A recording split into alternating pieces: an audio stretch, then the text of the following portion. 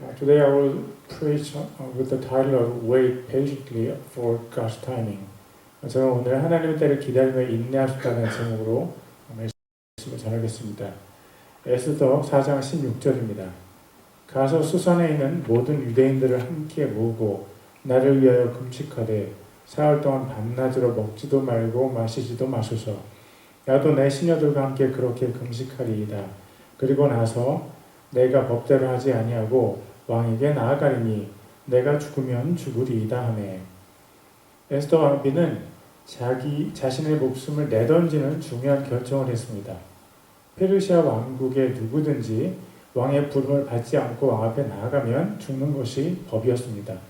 어느 누구도 그것이 설사 왕비랄지라도 왕의 부름 없이 왕 앞에 나갈 수는 없었습니다. 그런데 에스더는 그것을 알면서도 자신을 부르지 않은 왕 앞에 나아가기로 결정했습니다.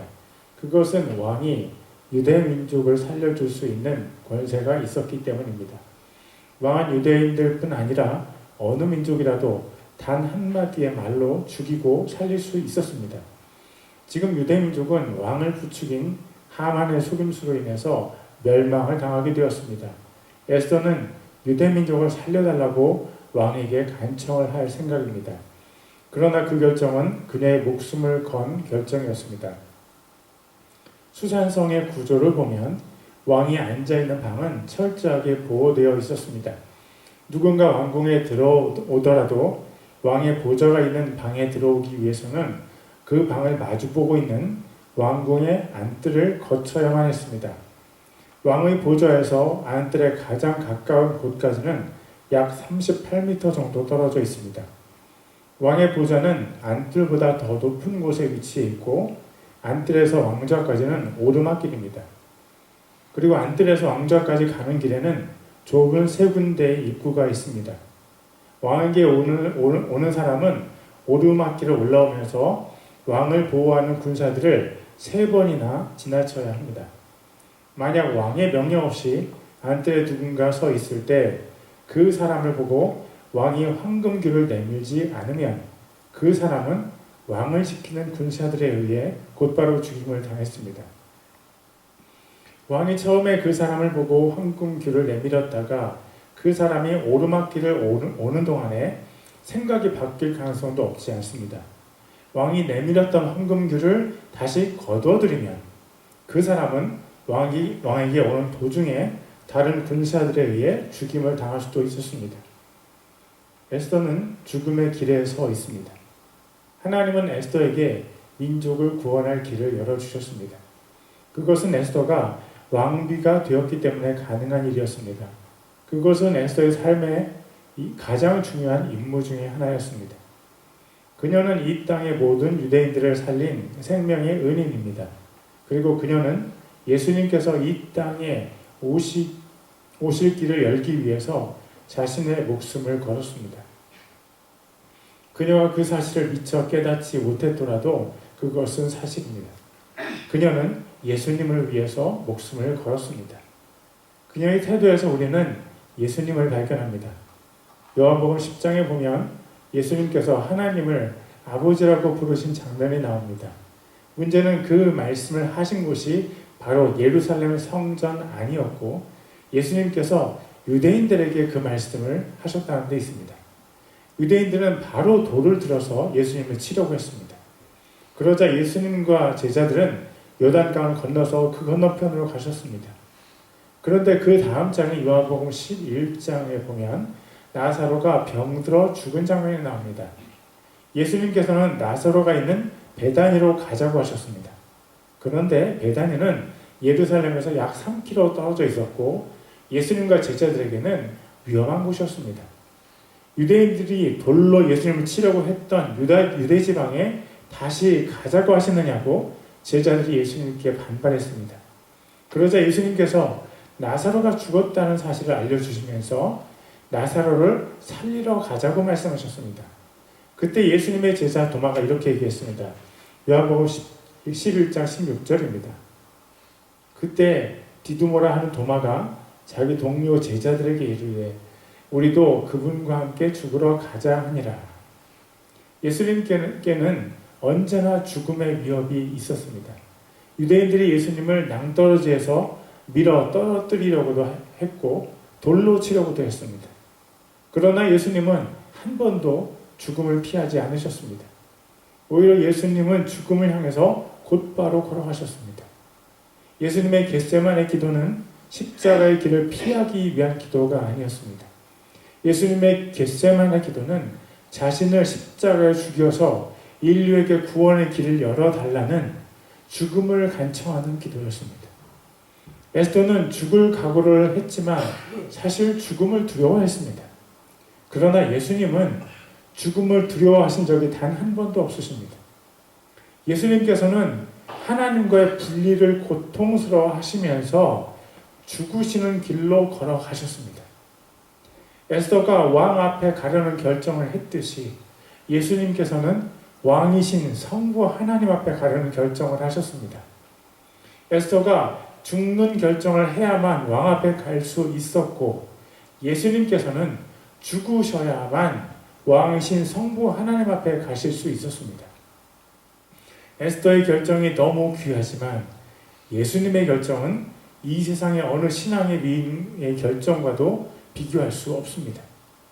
예수님은 그분의 지위만 높고 높으신 것이 아닙니다. 예수님은 그분의 짧은 인생의 모든 것이 인간과 감히 비교할 수 없다는 것이 분명합니다. 우리 중에 누가 완벽하게 무죄하고 우리 중에 누가 가장 참혹한 누명을 뒤집어 썼습니까? 우리 중에 누가 사람들의 조롱과 멸시를 받는 자리로 똑바로 걸어갔습니까? 우리 중에 누가 그분의 고결하심과 같이 고결함을 지키면서 다른 사람을 위해서 자신의 생명을 버렸습니까? 오직 예수님뿐입니다. 오직 예수님만 그렇게 하셨습니다. 예수님만이 우리의 죄를 위한 속죄의 제물이 되셨습니다. 에스겔 선지자는 유다가 멸망할 것이 확실하다고 예언했습니다. 예루살렘 멸망이 얼마나 확실한지 에스겔서 14장 20절에서 하나님께서 에스겔을 통해서 이렇게 선포하셨습니다. 비록 노아, 다니엘, 욥이 그 안에 있다 할지라도 내가 살아있음을 두고 맹세하노니 그들이 아들, 딸은 건지지 못하고 오직 자기 의로 자기 혼만 건지리라. 주 하나님이 말하노라. 노아는 홍수로 인류가 멸망할 때 홀로 자기의 가족을 이끌고 하나님의 구원을 경험한 사람입니다. 노아가 홍수로 멸망하지 않았던 이유 중 하나는 그가 의인이었기 때문입니다. 그러나 노아의 의는 인간의 의에 지나지 않았습니다. 노아의 의로 멸망이 예정된 유다를 구원하지 못합니다. 노아가 비록 대홍수에서 자신의 의로 자기 아내와 세 아들과 세 며느리를 구했지만 그의 의는 한계가 분명했습니다. 만약 그가 멸망하는 유대에 살았다면 그는 절대로 자신의 생명 외에는 어느 누구도 구원하지 못했을 것입니다. 대홍수에서 자녀들을 구원했던 그의 의도 멸망하는 유다에서는 자기 자녀조차도 구원하지 못합니다. 다니엘은 어떻습니까? 다니엘은 유다가 멸망할 때 바벨론의 포로로 사로잡혀 갔습니다.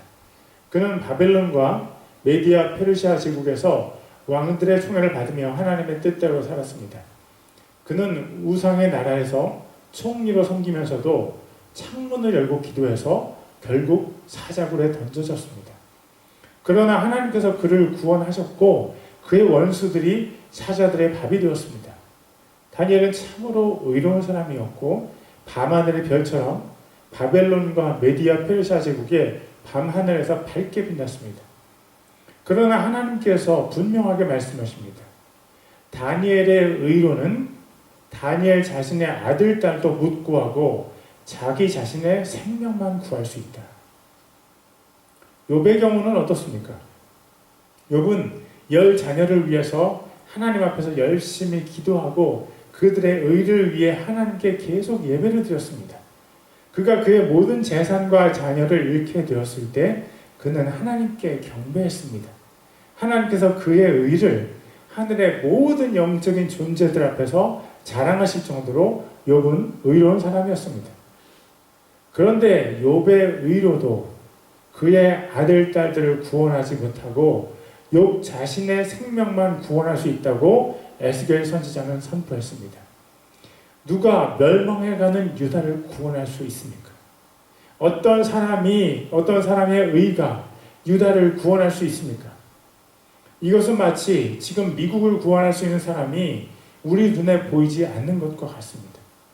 트럼프가 지도력이 있다는 것은 저도 인정합니다. 그러나 그가 하나님의 눈앞에서 의로운 사람입니까? 글쎄요. 저는 그가 하나님을 진심으로 신뢰하는지 잘 모르겠습니다. 만약 지금 이 시대에 조지 워싱턴이 살아있다면 그는 이 멸망해가는 미국을 구원할 수 있을까요? 혹시 하나님께서 이렇게 말씀하시지 않을까요? 에스겔 14장 20절입니다. 비록 노아, 다니엘, 욥이 그 안에 있다 할지라도 내가 살아있음을 두고 맹세하노니 그들이 아들, 딸들은 건지지 못하고 오직 자기 의로 자기 혼만 건지리라. 주 하나님이 말하노라. 지금 미국에 노아, 다니엘, 욥이 있다면 그들의 의 때문에 하나님께서 미국의 죄, 미국의 교만을 용서해 주실까요? 만약 지금 미국에 조지 워싱턴 10명이 있다면 하나님께서 10명의 조지 워싱턴의 의 때문에 전 세계에서 악을 행하고 있는 미국의 죄를 용서하실까요? 글쎄요. 저는 두렵습니다. 하나님께서 지금 미국을 보시면서 미국에 의인이 없기 때문에 미국을 멸망시키실까봐 저는 두렵습니다. 아브라함이 소돔과 고모라를 멸망시키시려는 하나님께 이렇게 질문했습니다. 창세기 18장 32절입니다. 아브라함이 또 이르되 오 주께서는 노하지 마시옵소서. 내가 이번만 더 아래오리이다. 거기서 10명을 찾으면 어찌하시려나이까 하니 그분께서 이르시되 내가 10명으로 인하여 그곳을 멸하지 아니하리라 하시니라. 하나님의 마음은 이렇습니다. 소돔과 고모라에서 의인 10명을 찾으면 내가 그 성들을 멸망시키지 않겠다. 아니, 하나님의 마음은 이렇습니다. 예레미야서 5장 1절입니다. 너희는 이리저리 예루살렘 거리를 뛰어다니며 이제 보고 알며 그것을 넓은 곳에서 찾아보라. 만일 너희가 공의를 집행하며 진리를 구하는 사람을 찾을 수 있거나 혹은 거기에 그런 자가 있다면 내가 예루살렘을 용서하리라. 하나님께서는 단 한 사람을 찾고 계십니다. 누가 공의를 집행하며 진리를 구하고 있느냐? 나는 너희 중에서 그 한 사람을 찾고 있다. 에스겔 선지자가 활동하던 남유다는 썩고 썩어서 더 이상 희망이 없었습니다. 모든 사람이 다 썩어버려서 공의를 집행하며 진리를 구하고 있는 단 한 사람을 찾을 수가 없었습니다. 그리고 사람의 의는 그 사람이 아무리 의롭다고 하더라도 다른 사람의 죄를 깨끗하게 할 수 없습니다. 그가 노아라고 할지라도 다니엘이라고 할지라도 욥이라고 할지라도 그들의 의는 죄를 깨끗하게 할 수 없었습니다. 그러면 에스더와 모르드게의 의는 어떻습니까? 그들이 메디아 페르시아 제국에서 하나님을 섬기기 위해서 자신의 목숨을 바쳤다는 것을 에스더서를 통해서 우리는 볼 수 있습니다. 그렇다면 그들의 의는 메디아 페르시아 제국의 유대인들의 죄를 용서할 수 있는 힘이 있습니까? 그들이 다른 사람들에 비해 하나님 앞에서 의로운 삶을 살았다는 것은 분명합니다. 그들은 우상 앞에 절하지 않았고 오직 하나님만 섬겼습니다. 내가 죽으면 죽으리이다 라고 결정하고 그렇게 자신의 삶을 주님 앞에 버렸습니다. 그러나 만약 모르드게가 자신의 의를 의지했다면 유대인들의 멸망을 직면한 그는 결코 베옷을 입고 죄를 자기 몸에 덮어쓰지 않았을 것입니다. 만약 에스더가 자기 자신의 의를 의지했다면 그는 수산성에 사는 유대인들에게 금식하며 자기를 위해서 기도해달라고 부탁하지 않았을 것입니다. 의인 모르드게와 의인 에스더도 자기 자신의 의를 의지하지 않고 하나님의 긍휼을 의지했습니다. 그렇다면 우리는 누구를 의지해야 하는 것입니까? 멸망해가는 미국을 바라보면서 우리는 어디에서 희망을 찾을 수 있는 것입니까? 계시록 5장을 보면 성부 하나님의 손에 책이 한 권 있는데 그 책에 7개의 봉인으로 봉인되어 있습니다. 그 책은 인류 역사의 마지막 날들에 이 땅에 임하실 하나님의 심판이 적혀 있습니다. 그리고 하나님의 심판은 하나님의 구원과 함께 나타납니다. 동전의 양면이 있듯이 하나님의 책에는 두 가지 소식이 모두 있습니다. 이 세상의 모든 악이 심판될 때 하나님의 백성들을 향한 구원이 완성됩니다. 우리 모두가 기다리는 때가 바로 구원과 심판의 때이고 구원과 심판의 소식입니다. 사도 요한도 우리와 다르지 않았습니다. 하나님께서 이 세상 마지막에 구원과 심판을 행하셔야 하는데 그 구원과 심판의 책을 열어서 읽을 수 있는 사람을 사도 요한이 아무리 찾아도 찾을 수가 없었습니다. 계시록 5장 3절과 4절입니다. 하늘에나 땅에나 땅 아래에 있는 어떤 사람도 능히 그 책을 펴거나 들여다보지 못하더라. 그 책을 펴서 읽거나 들여다보기에 합당한 사람이 보이지 아니하므로 내가 많이 울었더니. 인류 역사의 마지막에 하나님께서 이루실 구원과 심판을 적어놓은 책을 누가 열어볼 수 있을까요? 그분은 바로 어린 양 예수님이십니다. 계시록 5장 5절과 6절입니다. 장로들 중에 한 사람이 내게 이르되 울지 말라. 보라, 유다 지파의 사자 곧 다윗의 뿌리가 이기셨으므로 그 책을 펴며 그 책의 7봉인을 떼시리라 하더라. 또 내가 보니 보라, 왕자와 내 짐승의 한가운데와 장로들의 한가운데에 전에 죽임을 당한 것 같은 어린 양께서 서 계시더라. 인류 역사는 어린 양 예수님의 십자가 희생으로 결정되었습니다. 예수님의 십자가 희생으로 인해서 인류가 구원의 소망을 얻습니다. 역사상의 어떤 의인도 이 세상에서 자기 의로 자신의 생명을 구할 수 없는데 예수님의 의는 인류의 모든 죄를 담당하시고도 남음이 있습니다. 노아와 다니엘과 욥도 죄인인데 예수님은 점도 흠도 없으신 100.00000% 의인이십니다. 노아와 다니엘과 욥도 예수님의 십자가 희생을 의지해서 하나님 앞에 나아갔습니다. 노아와 다니엘과 욥도 어린 양 예수님의 십자가 희생을 통해서 하나님과 소통할 수 있었습니다. 그리고 인류 역사는 예수님의 심판으로 막을 내립니다. 우리의 마음이 상하는 이유는 이 세상의 악에게 심판이 행해지지 않는 것을 보기 때문입니다. 이 세상의 악에게 지금 심판이 행해지지 않는 이유는 미국이 타락했기 때문입니다. 법이 법대로 집행되지 않음으로 인해서 우리의 마음이 상합니다. 의인이 징벌을 당하고 죄인이 득세하는 것을 보면서 우리의 마음이 상합니다. 하나님을 섬기는 사람이 고통을 당하고 하나님을 떠난 자들이 호의호식하는 것을 볼 때 우리의 마음이 상합니다. 그러나 그것들은 아주 일시적인 것들입니다. 하나님께서 심판을 속히 집행하지 않는 것은 하나님의 사람들이 다칠 수도 있기 때문입니다. 하나님께서 심판을 속히 집행하시지 않는 것은 아직도 회개하지 않은 하나님의 사람들이 있기 때문입니다. 하나님은 그들이 다 돌아오기를 기다리십니다. 그러나 종말은 반드시 옵니다. 하나님께서 영원히 악을 심판하지 않으시는 채로 두지 않으십니다. 그러므로 우리는 우리 자신에게 어떤 악이 있는지, 우리 자신에게 어떤 흠과 티가 있는지 성경이라는 거울에 우리 자신을 비춰봅니다. 지혜로운 사람은 회개하는 사람입니다. 지혜로운 사람은 오늘도 예수님의 십자가 희생에 의지해서 예수님의 피로 자신의 죄를 씻는 사람입니다. 에스더는 자신의 목숨을 걸고 왕을 만나기로 했습니다.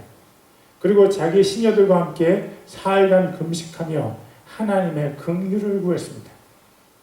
하나님의 긍휼은 반드시 예수님의 십자가를 통해서 우리에게 오게 되어 있습니다. 예수님께서 우리 대신 고난 당하셨고 예수님께서 우리 대신 채찍에 맞으셨기 때문입니다. 우리는 예수님의 희생이 아니면 절대로 하나님 앞에 나아갈 수 없습니다. 에스더 4장과 5장 사이에는 에스더서에 기록되지 않은 3일이 있습니다.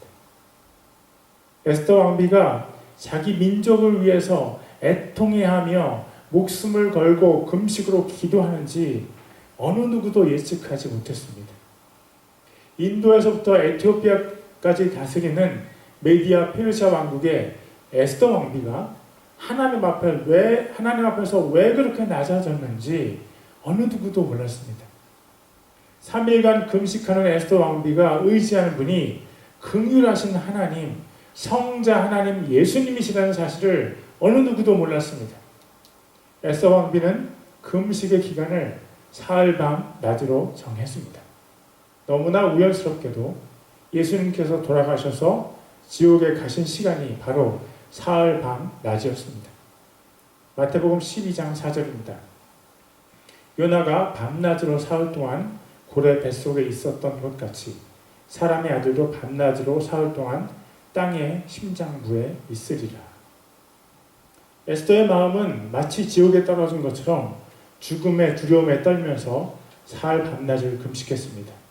그러나 예수님께서는 가장 낮은 지옥, 가장 고통스러운 지옥에서 사흘 밤낮을 금식하셨습니다. 시편 86편 13절입니다. 나를 향하신 주의 긍휼이 크사 주께서 내 혼을 가장 낮은 지옥에서 건지셨나이다. 에스더는 사흘 밤낮 동안 금식하며 기도하면서 영적으로 많은 유익을 얻었을 것입니다. 그런 영적인 유익 중에 참 중요한 유익은 예수님과 하나 되는 것입니다. 에스더는 예수님께서 당하신 고통의 아주 작은 일부를 경험하면서 예수님을 찬송하게 되었을 것입니다. 그녀는 성자 하나님을 통해서 주신 은혜에 깊이 잠기게 되었을 것이 분명합니다. 사흘간의 금식을 통해서 그녀의 두려움은 희망으로 바뀌었습니다. 그녀의 마음을 덮고 있던 구름이 걷히고 하나님께서 주신 맑은 정신이 그녀 안에 깃들었습니다. 그녀 안에 있던 불안이 사흘간의 금식을 통해 기쁨과 확신으로 바뀌었습니다. 무엇보다도 그녀는 자기 민족을 하나님께서 살려주실 것이라는 응답을 받았습니다. 금식 기도 전에는 자기를 부르지 않은 왕 앞에 나아가는 것이 죽는 것 같이 두려웠습니다. 그러나 이제는 왕 앞에 담대하게 그리고 하나님께서 주신 예수님의 평안 속에 나아갔습니다. 에스더 5장 1절입니다. 이 셋째 날에 에스더가 왕비의 예복을 입고 왕의 집 안뜰 곧 왕의 집 맞은편의 섬에 왕이 왕의 집에서 그 집의 문을 바라보며 자신의 왕좌에 앉아 있다가 에스더는 왕비의 예복을 입고 왕의 집 맞은편에 있는 안뜰에 섰습니다. 왕좌에 앉아 있는 왕은 안뜰에 선 왕비를 한눈에 바라볼 수 있었습니다. 겹겹이 왕을 보호하고 있는 군사들 사이로 하나님의 평안의 옷을 입은 하나님의 딸 에스더가 서 있습니다. 왕은 아름다운 여인들을 많이 보았지만 그들의 아름다움은 외적인 아름다움과 인격의 아름다움이었습니다. 그러나 에스더는 이미 겸비한 외적인 아름다움과 인격의 아름다움 외에 하나님과의 만남에서만 경험할 수 있는 영적인 빛이 에스더를 둘러싸고 있었습니다. 왜 사도 베드로가 여인들에게 이렇게 얘기했을까요? 베드로전서 3장 3절과 4절입니다. 너희가 단장하는 것은 머리를 닦고 금으로 치장하며 옷을 차려입는 그런 외적 단장으로 하지 말고 오직 마음에 감추어진 사람으로 하되 썩지 아니하는 것, 즉 온유하고 조용한 영의 장식을 할지니 그것은 하나님의 눈앞에서 지극히 값진 것입니다. 베드로가 갈릴리 어부 출신이기 때문에 화려하게 차려입은 여자들에 대한 열등감이 있었던 것일까요? 아니면 그가 너무 화려하게 치장하는 그의 아내 때문에 고통을 당했던 것일까요? 그런 상상은 우리가 그의 말을 살펴보면 아무 근거가 없다는 것을 알게 됩니다. 베드로 사도가 설교할 때 하나님께서 사람들에게 성령님을 임하게 하셨습니다. 베드로 사도가 설교하니 한 번에 3,000명이 예수님을 믿게 되었습니다. 베드로 사도가 외치니 죽은 다비다가 다시 살아났습니다. 베드로 사도는 하나님과 아주 친밀한 영적인 사람이었습니다. 그는 영안이 열려서 영적인 세계의 아름다움을 보고 알았습니다. 그가 영적인 세계의 아름다움을 경험하고 나니까 이 세상 사람들이 쓰는 외적인 치장이 헛되다는 것을 알았습니다. 외적인 치장은 아주 잠시만 여성들을 아름답게 하지만 영적인 치장은 영원토록 여성들을 아름답게 하는 것이라는 것을 베드로 사도는 분명히 알았습니다. 베드로 사도에 의하면 우리의 영은 우리의 마음속에 감추어져 있습니다. 우리 마음속에 감추어져 있는 영을 치장하는 사람이 진짜 아름다운 사람입니다. 에스더 왕 앞에 나아갈 때 그녀는 왕비의 예복을 입었습니다. 옷과 머리의 장식이 얼마나 화려했겠습니까? 그러나 그녀는 한 가지 더 치장한 것이 있었습니다. 그것은 그녀의 영의 장식이었습니다. 여러분, 영의 장식은 우리가 잘 모르는 경우가 많이 있습니다. 그러나 우리의 영을 장식하면 우리의 얼굴이 달라져 보이는 것은 사실입니다. 영을 장식한 사람의 얼굴은 더 맑고 더 환하고 더 부드럽고 더 아름답게 보입니다. 에스더는 고통 속에서 사흘간 금식하며 하나님을 더 깊이 만났습니다. 그 사흘간 하나님께서 에스더에게 성령님의 기름을 부어주셨을 것입니다. 그 사흘간 하나님께서 에스더의 심령 안에 있던 더러움의 일부를 해결해 주셨을 것입니다. 에스더의 마음을 장악하고 있던 악한 마음이 성자 하나님 예수님의 피로 씻겨지니 에스더가 더 맑은 사람이 되고 더 환하고 더 부드럽고 더 아름다운 사람이 되었습니다. 왕의 부름을 받지 않고 왕에게 나아가는 사람이 죽는다는 법은 왕 자신이 만든 것입니다. 왕은 누군가가 자신의 부름 없이 자신에게 나오는 것을 너무나 싫어했습니다. 그러나 영적인 장식으로 치장한 에스더 왕비 앞에 왕의 마음은 녹아져 내렸습니다. 에스더 5장 2절입니다. 왕비 에스더가 뜰에 선 것을 보았는데 이때 그녀가 왕의 눈앞에 은총을 입으니라. 왕이 손에 잡고 있던 황금홀을 에스더에게 내미니 이에 에스더가 가까이 가서 홀의 밑부분에 손을 대니라. 왕은 자신도 모르게 손에 잡고 있던 황금홀을 에스더에게 내밀었습니다. 그 황금홀은 에스더가 38m가 넘는 오르막길로 왕에게 올라와서 그녀의 아름다운 손으로 황금홀의 밑부분을 만질 때까지 다시 거두어지지 않았습니다. 그때 왕이 그녀에게 물었습니다. 에스더 5장 3절입니다. 그때 왕이 그녀에게 이르되 왕비 에스더여 그대의 소원이 무엇이냐 또 그대의 요구가 무엇이냐 왕국의 절반이라도 그대에게 주겠노라 하매 왕은 에스더의 소원을 듣기도 전에 먼저 그 소원을 들어주겠다고 얘기했습니다. 이것이 은혜입니다. 이것이 하나님과 동행하는 사람들의 비밀입니다. 하나님의 사람들은 다른 사람들과 어떤 일을 해결할 것이 있으면 먼저 하나님과 독대합니다. 다른 사람에게서 대답을 듣기 전에 먼저 하나님의 음성을 듣는 사람이 하나님의 사람입니다. 다른 사람과의 관계 가운데 해결책을 얻기 전에 하나님의 응답을 먼저 받는 사람이 하나님의 사람입니다. 이것이 바로 하나님의 사람 에스더가 왕과의 만남 전에 하나님께 금식으로 기도한 이유였습니다. 한번 이것을 경험한 사람들은 하나님의 응답을 얻기 전에 사람들의 응답을 구하지 않습니다. 하나님의 사람들은 중요한 결정을 하기 전에 하나님의 응답을 먼저 받습니다. 에스더는 왕을 만나러 가기 전에 먼저 하나님의 응답을 구했습니다. 그리고 왕을 만나러 갈 때 확신과 감사와 하나님의 응답을 가지고 왕을 만났습니다. 그래서 에스더는 자신감이 있었고 두려움 없이 평안했습니다. 왕을 만나러 오는 다른 사람들과 다른 안정감과 하나님의 은혜가 왕의 마음을 누그러뜨려서 왕이 에스더의 말을 잘 들어주게 했습니다. 에스더 5장 4절입니다. 에스더가 응답하되 왕이 선히 여기시거든 이날 왕과 하만이 내가 왕을 위해 베푼 잔치에 나아오소서 하매. 에스더는 왕에게 하만의 계략을 바로 폭로하지 않았습니다. 오히려 하만을 왕과 함께 잔치에 초대했습니다. 에스더에게 주신 하나님의 응답은 바로 하만을 왕과 함께 잔치에 초대하는 것이었습니다. 만약 에스더가 자신의 지혜를 의지했다면 아마 그녀가 왕을 만나자마자 왕에게 하만의 계략을 폭로했을 것입니다.